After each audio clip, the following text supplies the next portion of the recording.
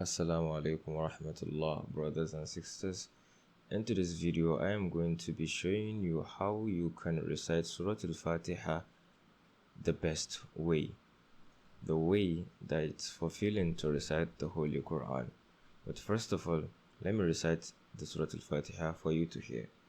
أعوذ بالله من الشيطان الرجيم بسم الله الرحمن الرحيم الحمد لله رب العالمين الرحمن الرحيم مالك يوم الدين إياك نعبد وإياك نستعين اهدنا الصراط المستقيم صراط الذين أنعمت عليهم غير المغضوب عليهم ولا الضالين.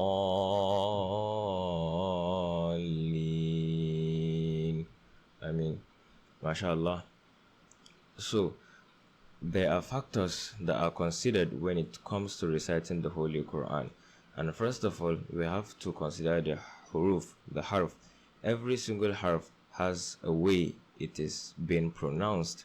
And after that, we have the mad, which is basically a group of mads that are different in different scenarios and different factors. There are some mads that are drawn 2 seconds for 2 seconds, and there are some mads that are drawn for 6 seconds, like the wal bali. It's a maddul wajib, which is drawn for 6 seconds. It cannot be contemplated.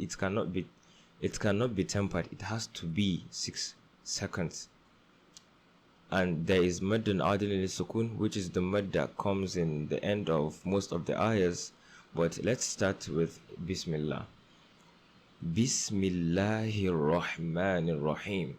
That is not usually confusing because it's easy. But some of the most confusing huruf in the Bismillah, in the Basmala, is the ha and the ha.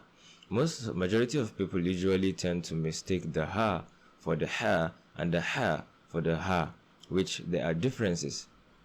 In Allah, we have ha, which is ha'un, in which you use your throat freely without any obstruction, and it comes direct from your lungs, ha. While ha at the end of your tongue, at the beginning of your throat, and it's kind of a tight pronunciation, ha. So it has to be Bismillahir Rahmanir Rahim. And the him, majority of people used to just be Bismillahir Rahmanir Rahim. No, every end to an ayah that has ya or some sort of wa or alif has this mad al-adin al-sukun. It's the mad that comes at the end of every ayah. Bismillahir Rahmanir Rahim, and it has to be drawn for 4 to 6 seconds. There are also ayahs that the end of them doesn't even apply to this kind of scenario, which is the dakka waja'a rabbuka wal malaku saffan saffa. You see, those you cannot say waja'a rabbuka wal malaku saffan saffa. No, but we will come to that later. Now we are focusing on Suratul Fatiha.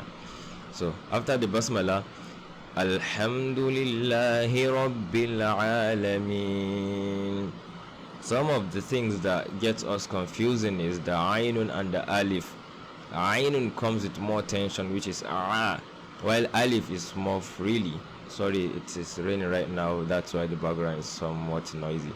But Alhamdu, I know you guys might be wondering that why is this alif here not having fatha? It's having some sort of mark, which I'll put on the screen. It's because it's kind of a silent alif. When you are starting from Bismillah and you want, or you have the intention of mixing or continuing from Bismillah to Alhamdu without even stopping, then this alif becomes silent. But let's say, for example, we are in a situation where this alif has a fatha. No matter what, if you are joining the Basmala and the Alhamdu, you have to just put the fatha. You have to be Bismillahir Rahmanir Rahim. Alhamdulillahi Rabbil Alameen. That's if we are in a situation whereby the alif has fatha. But because it has this mark, it carries two, what should I say? It carries two functions. It carries two functions, which means it can be silent, but if you are to start from this alif, it can carry the function of fatha. Let's mix the basmala and the first and alhamdu for you to grasp. Bismillahir Rahmanir Rahim. Alhamdulillahi Rabbil Alameen. You see, the alif is silent here. Moving on to the next ayah. Ar-Rahmanir Rahim. Here, there's a little bit of small alif here, which is a mud, 2-second mud. I've forgotten the name, but I'm going to write the name on the screen. If you see this kind of alif in between hurufs, in between the letters, it means it's 2-second mud, no longer than 2 seconds. You wouldn't come and say Ar-Rahmanir Rahim. No. Ar-Rahmanir Rahim. And then the Maddul Adin Liskun that we talked about at the end of every single ayah. That is it playing its play here. Then the third ayah, Maliki Yawmiddin. You see the mud I talked about here? It's here again in the Maliki. You won't say Maliki Yawmiddin. No. Maliki Yawmiddin. And mind you, in another ruwaya or another ruwaya, let's say Riwayat al-Warsh, you can say Maliki Yawmiddin, but here we are talking about Riwayat al-Hafs and Asim. So here we are going to use the application of the ruwaya Hafs and Asim. Maliki Yawmiddin.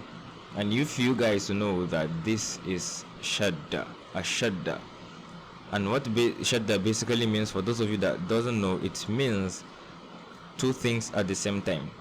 You see, it's dalun shadda kisra. Instead of having dalun skun and dalun kisra for yawmid, dalun skun, din, dalun kisra, it combines both dalun skun, dalun kisra, di. It combines both into one thing, and that's where the appearance of shadda appears. So when you come to Maliki Yawmiddin, you wouldn't say Maliki Yawmiddin. No, just treat it as two dals. One, the first dalun has kun on top, and the second dalun has kisra with it underneath. Then it will be Maliki Yawmiddin.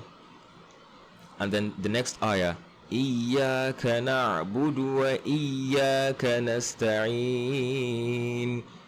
Iyyaka, the shadda that we talked about in Maliki Yawmiddin.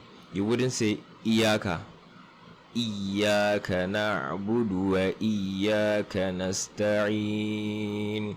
And here we have the Maddul Adin Sukun, as we talked in the previous ayats. Here there's nothing easy. You just have to mind the alifun and the ainun and the alifun, then the yaun shadda fatha. You wouldn't say Iyyaka because alif is free. Iyyaka na ainun skun na. You have to emphasize that is an ainun. Iyyaka na'budu wa iyyaka nasta'in. Now, then Ihdina Siratul Mustaqim. Here, Ihdina. You might be wondering that this alif doesn't have kisra. It's the same alif that we've talked about in Alhamdu, because it's a silent, it's a two-way alif. It's a silent and it has kisra because after the alif we have ha'un skun, but then the next harf that comes with one of the wasal is dalun and it's kisra, so automatically this has to go with kisra. Ihdina siratal mustaqim. Sirata, sodun. You wouldn't say sirata because C is sinun, C is sodun. Ihdina siratal mustaqim. And here we have the sinun. That's one of the confusing harf that many of us struggle with. The difference between sinun and sodun and then tha'un. We'll talk about Tha'un if you come across Tha'un. But now let's focus on the Sodun and the Sinun. Sodun Kisra, Si. Sinun Kisra, Si. Ihdina Siratal Mustaqim. Then we have Siratal Ladhina An'amta Alayhim. Si. Alladhina an'amta amta alayhim ainun alayhim ghayril maghbubi bodun. There's difference between bodun and dalun. Maghbubu, bodun is bo, while dalun is da. You wouldn't say maghdubi, it's supposed to be maghbubi alayhim waladdallin. So let's recite this Fatiha one more time the way it's supposed to be recited. Bismillahir Rahmanir Rahim.